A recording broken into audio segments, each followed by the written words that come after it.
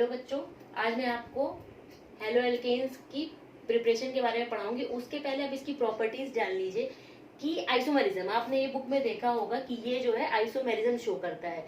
Isomerism क्या होता है ये मैं आपको 11th में बता चुकी हूँ कि ऐसे मॉलिक्यूल्स जिनके मॉलिक्यूलर फॉर्मूला सेम होते हैं बट स्ट्रक्चर डिफरेंट डिफरेंट होते हैं, उन्हें हम क्या कहते हैं, आइसोमेरिज्म। अब ये जो आप हेलो एल्केन्स की बात कर रहे हैं, इसमें आप ये दो तरीके की आइसोमेरिज्म शो करता है, chain isomerism and position isomerism. Chain isomerism का क्या मतलब होता है कि अगर चेन में जितने कार्बन प्रेजेंट है उसकी चेन का कहना था, एक चेन हम ऐसे बना सकते हैं सीधी, एक हम गोल करके बना सकते हैं, जैसे नॉर्मली माला वगैरह पहनते हो कि स्ट्रेट है एक सर्कल में है। तो उसी तरीके से हम जब हाइड्रोकार्बन या हेलो एल्केन की बात करते हैं तो एक मैंने आपको बताया था, एक नॉर्मल होता है कंपाउंड, एक आइसो होता है और एक नियो होता है। यहाँ पे देखिए एक मैंने जनरल फॉर्मूला ले लिया है C4H9Cl। अब इसका हम कहते हैं कि चेन आइसोमेरिज्म बनाना है तो कितने कार्बन है, 4। एक आपका क्या यहाँ पे जुड़ा हुआ है, क्लोरीन। हाइड्रोजन कितने हैं, 9, 3 यहाँ जोड़ दीजिए। यहाँ पे कितने, 2, यहाँ कितने हो गए, 2, यहाँ पे भी हो गए 2, कितने हो गए आपके, 9 हो गए। तो ये आपका क्या हो गया, नॉर्मल ब्यूटिल क्लोराइड, ठीक है ना। 4 कार्बन को हम क्या कहते हैं, ब्यूटिल कहते हैं। इसी को अगर हम ऐसे भी कर सकते हैं, कितने हो गए देखिए कार्बन, 1 2 3। अब यहाँ पे ये देखिए किसका, ये बन गया आपका, एक ये आइसोमेरिज्म बन गया। अब इसका अगर नॉमेनक्लेचर आपको करना है तो आप ऐसे कर सकते हैं, 1 इस पे कर दीजिए, 2 इस पे, 3, 2 methyl, 2 methyl, sorry 2 chloro, 2 chloro, 2 methyl,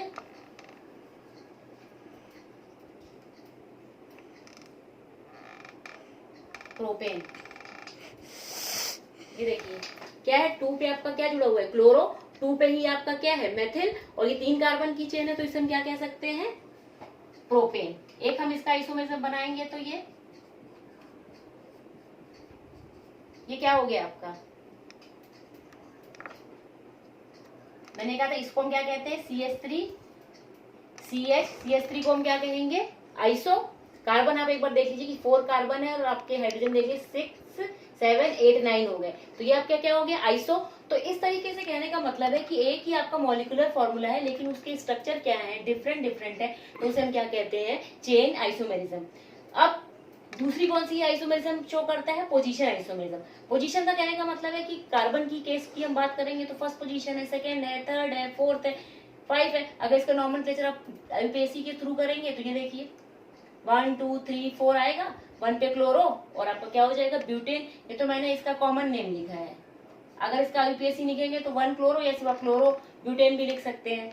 तो अगर पोजीशन में कितने कार्बन ले लिया मैंने, 3, यहाँ पे भी ले लीजिए 3। हम सपोज इधर से भी 1 कर सकते हैं, इधर से भी 1 कर सकते हैं। यहाँ 1 पे क्लोरीन जोड़ दीजिए, यहाँ पे 2 पे जोड़ दीजिए। अब हाइड्रोजन तो आप अपना बैलेंस कर लेंगे कि कार्बन की वैलेंसी 4 होती है, तो 3 यहाँ हो गए, ये 2 हो गए, ये 2 हो गए और यहाँ 2 हो गए। तो देखिए 9 आ गए आपके, 7 हो गए आपके, और एक ये देखिए। अब ये फर्स्ट पोजीशन पे अगर इसका नाम लिखेंगे तो आपका क्या हो जाएगा, 1 क्लोरो प्रोपेन। इसकी बात क्या करेंगे तो आपका 2 क्लोरो प्रोपेन। तो ये देखिए क्या है, ये कि आइसोमेरिज्म शो कर रहा है, चेन एंड पोजीशन बोथ। अगर चेन की लेंथ में कहने का मतलब है कि एक स्ट्रेट हो और एक ब्रांच हो जाए तो उसे हम चेन आइसोमेरिज्म कहेंगे। पोजीशन का मतलब कि पोजीशन अलग अलग हो तो उसे हम क्या कहेंगे, पोजीशन आइसोमेरिज्म। अब हम इसे बनाते कैसे हैं, हमने इसका नॉमेनक्लेचर पढ़ लिया, क्लासिफिकेशन पढ़ लिया, अब इसे बनाते कैसे। देखिए बनाने के लिए सबसे पहला मेथड है कि फ्रॉम हाइड्रोकार्बन। आपके हाइड्रोकार्बन क्या होते हैं, वही आपके जिसमें हाइड्रोजन हो और कार्बन हो, नॉर्मल हम आप एल्केन या एल्कीन ले सकते हैं। पहला जो हम प्रोसेस आपको बताएंगे कि by free radical halogenation of alkene. Suppose हमने ये मेथेन ले लिया, हेलोजिनेशन मैंने आपको बताया था, फिर से बता दे रही हूँ कि एडिशन ऑफ हेलोजन, किसी भी आपका सबस्ट्रेट है या ये रिएक्टेंट कह लीजिए आप, रिएक्टेंट पे हेलोजन के जुड़ने को हम क्या कहेंगे, हेलोजिनेशन। सपोज हम कुछ भी ले सकते हैं, क्लोरीन फ्लोरीन, लेकिन इन जगह हम HNU की सनलाइट की बात करते हैं तो सनलाइट की बात करते हैं हम तो मेथेन ले लेते हैं और क्लोरीन लेते हैं। क्लोरीन का क्लोरीनेशन होता है, क्लोरीनेशन फ्री रेडिकल। अब ये फ्री रेडिकल क्या होते हैं, इसे आप समझ लीजिए कि फ्री रेडिकल क्या है आपके। ये क्लोरीन है, इसको हम ऐसे भी लिख सकते हैं। बॉन्ड में दो तरीके के आपके वो क्या होते हैं, फिशन होते हैं। फिशन मतलब टूटना, एक होमोलिटिक होता है, एक हेट्रोलिटिक होता है। होमो मतलब क्या होता है, ये बॉन्ड कैसे बना है, 2 इलेक्ट्रॉन से बना है। क्लोरीन के 6 होते हैं, 7 होते हैं, ये 6 ये हो गए और एक इसने बॉन्ड बना लिया। अगर ये बॉन्ड ऐसे ब्रेक हो कि ये दोनों अपने अपने इलेक्ट्रॉन्स लेके अलग हो जाए, इससे हम क्या, अपने इस बॉन्ड के इसने अपने इलेक्ट्रॉन ले लिए, इस वाले बॉन्ड के इसने अपने इलेक्ट्रॉन ले लिए और ये दोनों क्या हो गए, अलग हो गए। अब ये फ्री है, अब ये फ्री है ना, तो देखिए यहाँ पे पॉजिटिव चार्ज होता तो ये नेगेटिव की तरफ जाता, नेगेटिव होता तो पॉजिटिव। अब ये इसके पास क्या, कोई चार्ज नहीं है, ये चार्ज है नहीं, ये फ्री है। कहते हैं ना हम फ्री है, कहीं भी घूमने के लिए हम किसी के भी घर जाए तो ये फ्री है, जिसे हम क्या कहते हैं, फ्री रेडिकल। और ये किससे बनता है, आफ्टर होमोलिटिक फिशन। अगर इसी बॉन्ड का अगर हम कह देते हैं कि हेट्रोलिटिक फिशन करें, तो एक क्या होता, बॉन्ड के इलेक्ट्रॉन्स को दे देता, दूसरा क्या करता, बॉन्ड के इलेक्ट्रॉन को ले लेता, तो एक पे पॉजिटिव एक पे नेगेटिव, तो इसे हम क्या कहते हैं, कार्बोकेटाइन कहते हैं, क्योंकि पॉजिटिव चार्ज जिस पर होता है उसे हम कार्बोकेटाइन कहते हैं, और जिसपे नेगेटिव होता है उसे हम क्या कहते हैं, कार्बेनाइन कहते हैं। अब यहाँ पे वही, इसीलिए इसको क्या कहते हैं कि फ्री रेडिकल हाइड्रोलाइजेशन।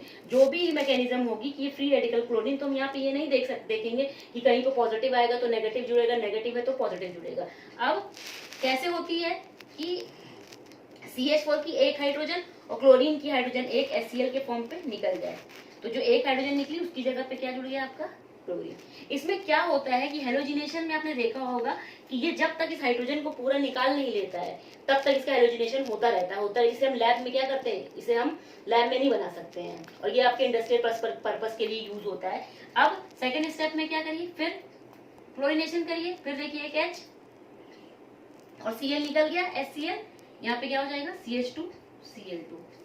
फिर ये देखिए आपका, जब तक ये हाइड्रोजन निकल नहीं जाती है, फिर HCl निकला, फिर CH-Cl3, फिर एक HCl निकला, क्लोरीनेशन किया तो क्या बन गया, कार्बन टेट्राक्लोराइड।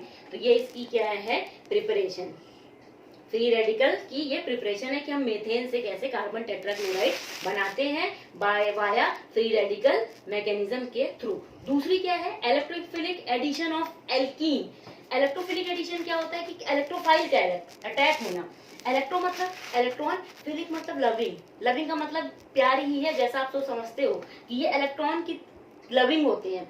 अब इसके ऊपर जब भी ये आपका क्या है, देखिए एल्कीन है, एडिशन है, मतलब कोई भी चीज निकलेगी नहीं, सारी ऐड हो जाएगी।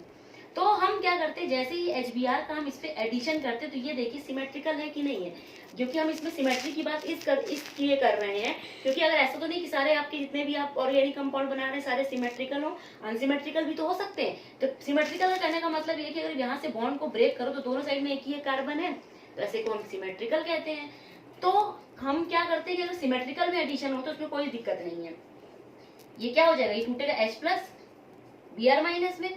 अब ये देखिए, आप बॉन्ड को आप समझते हैं कि हम कैसे करते हैं। ये बॉन्ड इलेक्ट्रॉन की शेयरिंग से बना है, दोनों सिमेट्रिकल है, दोनों की इलेक्ट्रोनेगेटिविटी का ऐसा नहीं है कि डिफरेंस है कि आप एक की तरफ वो अट्रैक्ट कर ले। तो इस बॉन्ड को अगर आप ब्रेक करिए तो इस बॉन्ड का आप इलेक्ट्रॉन समझ लीजिए कि वो इधर चला गया।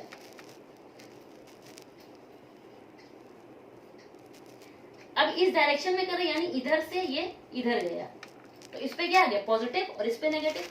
आपको पता है कि इलेक्ट्रोफिलिक है तो सबसे पहले इलेक्ट्रोफाइल का अटैक होगा। इलेक्ट्रॉन लविंग का मतलब यहीं से समझिए कि इसके पास पॉजिटिव है तो ये कहाँ जाएगा, जहाँ पे नेगेटिव चार्ज हो, यानी से इलेक्ट्रॉन चाहिए, तो सबसे पहले पॉजिटिव का अटैक हो तो उसे हम क्या कहते हैं, इलेक्ट्रोफिलिक एडिशन रिएक्शन। तो ये यहाँ से पॉजिटिव है तो ये किस पे अटैक करेगा, नेगेटिव की तरफ, ये यहाँ पे आ जाएगा और ये Br आपका यहाँ पे आ जाएगा। आपका कंपाउंड क्या बनेगा, CH2, Br आप ऊपर लगा दीजिए चाहे, और ये CH3, एक आपका ये आपका क्या है, एथिल ब्रोमाइड। ये आपका क्या है, एथिल ब्रोमाइड, ठीक है, ये बन गया आपका एथिल ब्रोमाइड। अब हम बात करते हैं कि अगर आपका जो भी एल्कीन है सिमेट्रिकल ना हो, एनसिमेट्रिकल हो, अनसिमेट्रिकल मतलब ऐसे हो जाएगा। अब इस पे आपको एडिशन कराना हो, अब आप ये कहेंगे कि हम कैसे एडिशन कराएं। हम अनसिमेट्रिकल में अगर ये HBr है तो किधर हम हाइड्रोजन जोड़े, किधर Br जोड़े, ये हम क्या करें, आपको कह देंगे बनाइए तो कभी आप हाइड्रोजन यहाँ जोड़ देंगे, कभी यहाँ जोड़ देंगे, 2 प्रोडक्ट बना के रख देंगे या एक ही प्रोडक्ट जो आपको सुटेबल अच्छा लगेगा। लेकिन हम जब भी केमिस्ट्री की बात करते हैं तो हम किसी रूल्स को जो हम एक्सपेरिमेंटली करके देखते हैं उसके अकॉर्डिंग प्रोडक्ट बनाते हैं।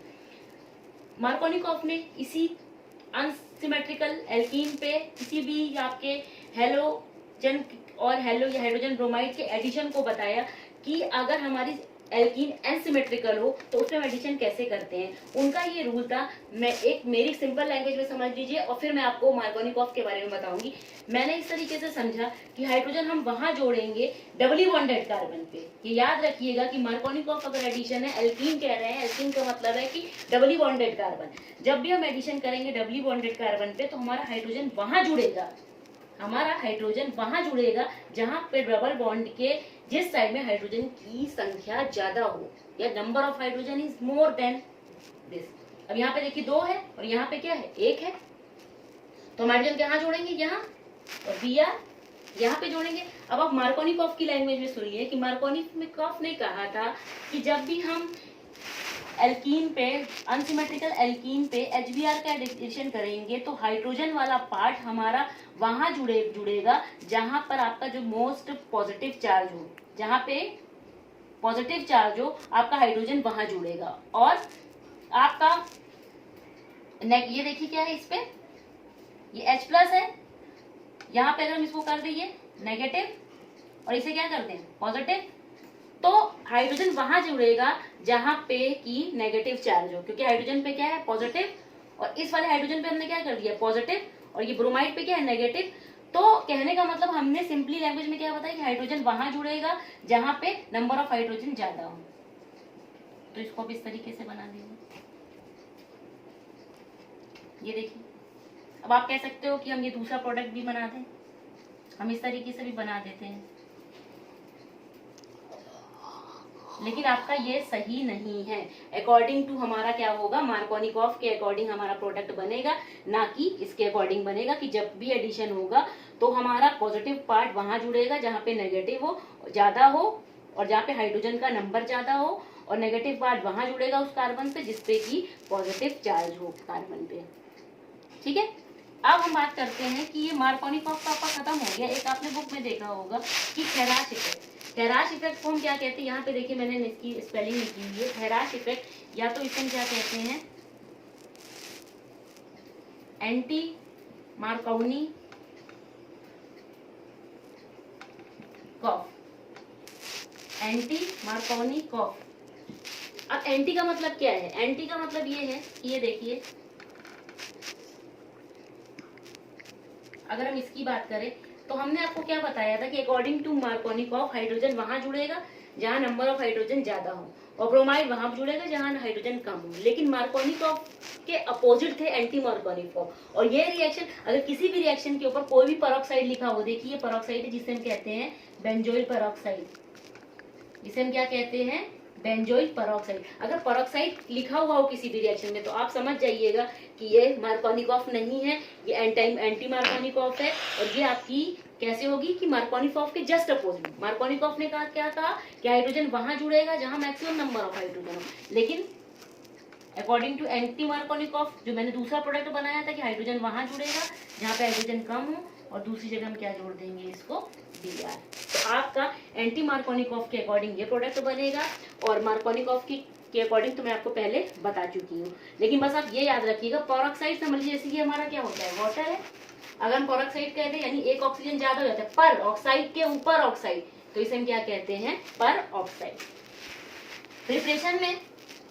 प्रिपरेशन में ही आप ये देखिए, अब हम बता रहे हैं दूसरा कि एलाइलिक सब्स्टिट्यूशन से, एलाइलिक सब्स्टिट्यूशन से हम कैसे बनाते हैं, एलाइलिक सब्स्टिट्यूशन से हम कैसे बनाते हैं हेलो एल्केन।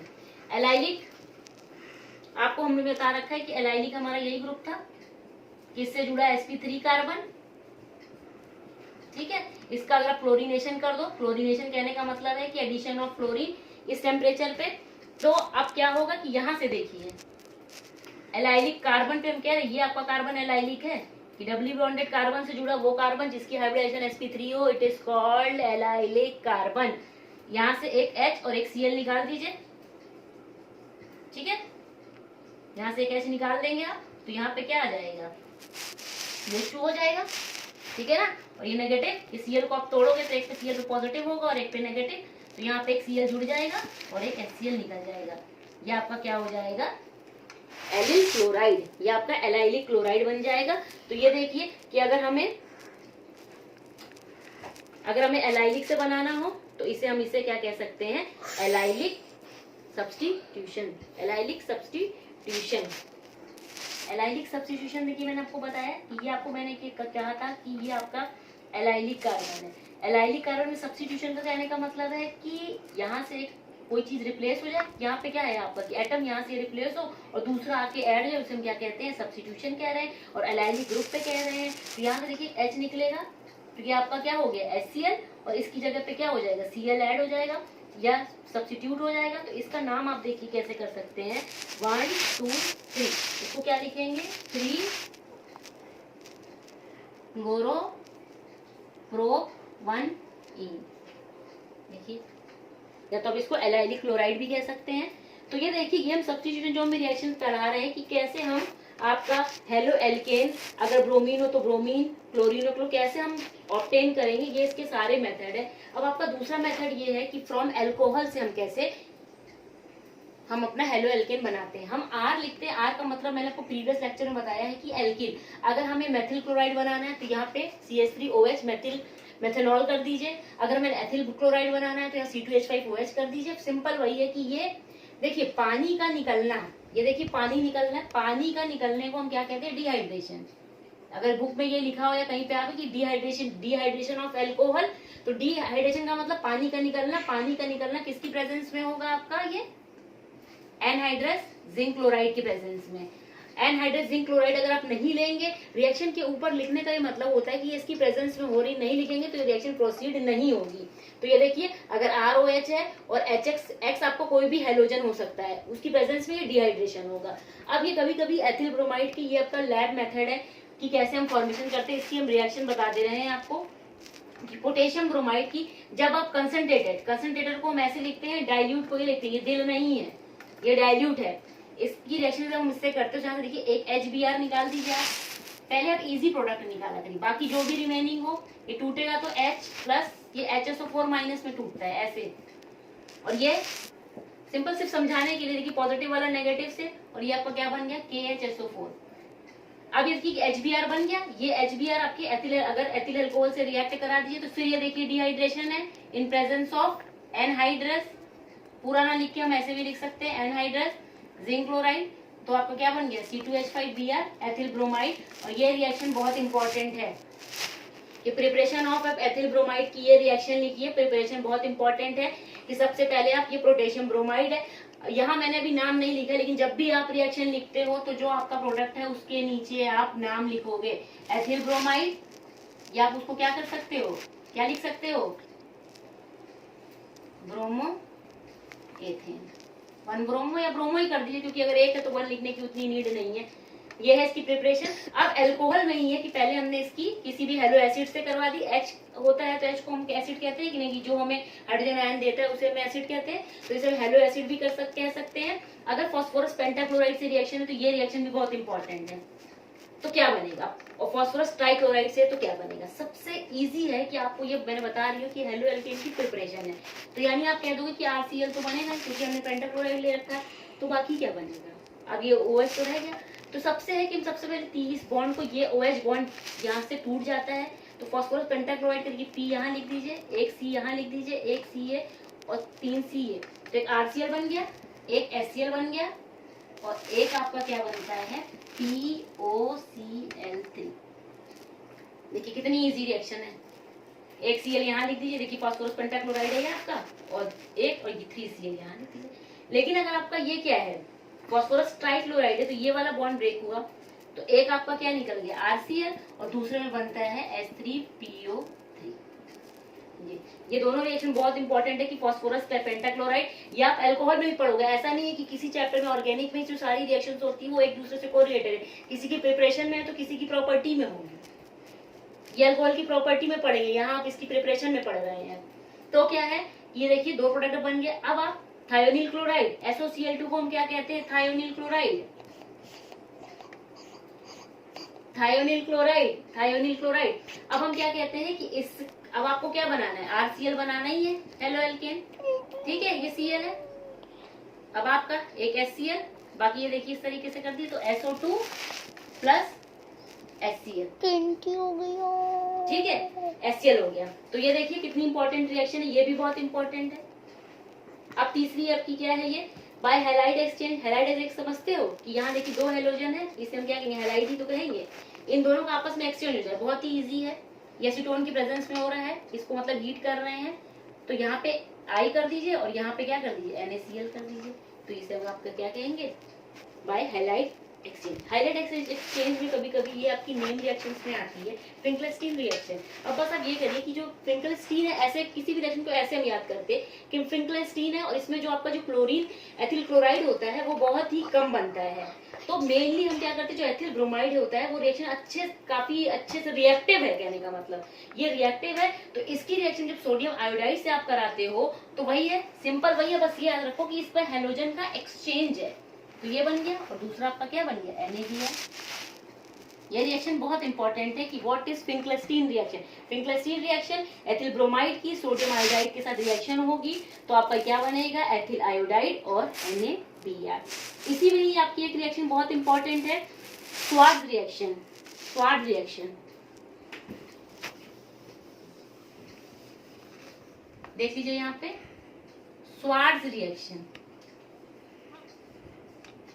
देखिए, स्वार्ट ऐसे याद कर लीजिए, S for sword, S for silver fluoride से होगी, यानी यहाँ पे सिल्वर आना ही आना चाहिए, याद हम ऐसे करते हैं। और रिएक्शन किसकी है, आपकी मेथिल ब्रोमाइड की है। ये सारी हेलोजन एक्सचेंज, आप बस ये याद रखिए कि आपके हेलोजन एक्सचेंज में या हेलाइड एक्सचेंज में आपकी कौन सी, एक स्वार्ट्ज है, एक फिंकलस्टीन है और एक हुनसेकर है। इन तीनों के सिवा आपसे कोई भी रिएक्शन पूछी ही नहीं जाएगी। अब फिर मैं कह रही हूँ कि आपको एक्सचेंज होगा तो यहाँ फ्लोराइड आ जाएगा और एक आपका AgBr निकल जाएगा। देखिए कितनी इजी रिएक्शन है, बस ऐसे याद कर लीजिए कि S से सिल्वर, S फॉर स्वार्ट, तो सिल्वर फ्लोराइड से रिएक्शन होगी। एक आखिरी रिएक्शन है इसकी, हुन्स डीकर। हुन्स डीकर आप उसमें पढ़ रहे हो कि सिल्वर सॉल्ट और फैटी एसिड। फैटी एसिड क्या होते हैं, फैटी एसिड क्या होते हैं, देखिए आप COOH को क्या कहते हो, एसिड ग्रुप कहते हो, ठीक है। इसी में अगर R जुड़े तो उसको O8 कहते हो, कि हम सफिक्स में क्या लगाते हैं, O8 लगाते हैं। तो फैटी एसिड भी हमारा क्या होता है, एस्टर्स होते हैं, सारे एस्टर्स मिलके ही क्या बनाते हैं आपका फैटी एसिड। अगर इस R की जगह आप Ag लगा दो तो ये सिल्वर सॉल्ट और फैटी एसिड हो जाएगा। अब सिंपली आप रिएक्शन लिख लो कि RCOO आपका Ag है, सिल्वर सॉल्ट और फैटी एसिड, ठीक है। अब इसकी रिएक्शन आप किससे करा रहे हो, ब्रोमीन से, गरम कर रहे हो in presence of carbon tetrachloride. ये हुनसेकर, इसमें बस याद रखो कि ये आपकी कार्बन डाइऑक्साइड देखिए यहाँ से निकल जाती है, ये तो वैसे बाय प्रोडक्ट है। इससे मैं सिर्फ इजी हो जाएगा इसलिए ये बता रही हूँ कि एक Br यहाँ ऐड कर दीजिए, एक Br यहाँ, तो RBr प्लस AgBr। अब ये देखिए R मैं इसलिए लिखती हूँ, आपको फिर से ये रिपीट कर रही हूँ कि R आपको अगर मेथिल ब्रोमाइड बनाना है तो या CH3 कर दीजिए, एथिल ब्रोमाइड बनाना है तो C2H5 कर दीजिए, और ये अपनी आप हुनसेकर रिएक्शन कराइए, जो कि ये सारी रिएक्शंस बहुत इंपॉर्टेंट है in the case of halo alkanes.